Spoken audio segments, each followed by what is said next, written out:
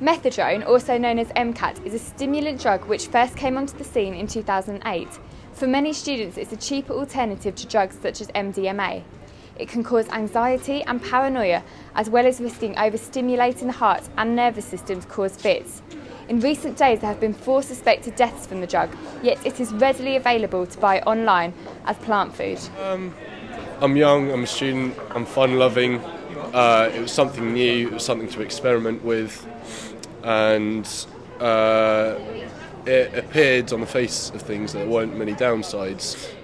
It was the excitement of not knowing what it was or what the effects were, and in that sense it was like, yeah, I don't know, the unknown, the adventure side of it, it was interesting to find out what it was like. And have the recent deaths made you more cautious about taking this in the future?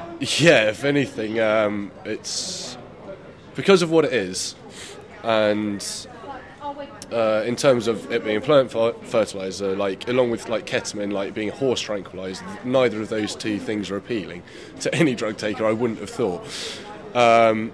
But yeah, in light of recent deaths, it does make me more cautious. Like any other drug, it needs now an assessment made of how dangerous it is. What you've got to look at is not just people between 19 and 25 using it, or people who are 14 using it. Where's it going to lead those? You know, when you can't get MCAT anymore, do they start using cocaine or ecstasy?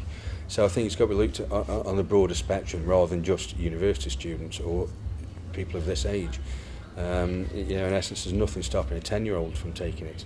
You know, is that healthy? Is that, you know, and that's the way the government and the police and anybody else really has got to look at how do we look at it.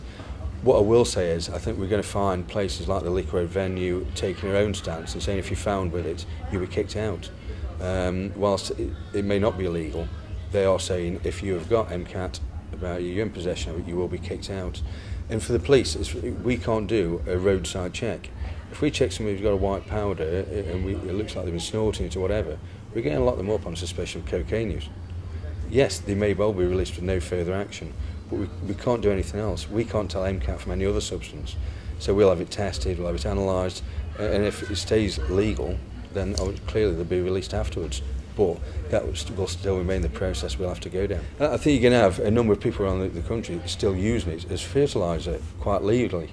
I think what we may find is it'll be like an offensive weapon where I've got a carving knife at home.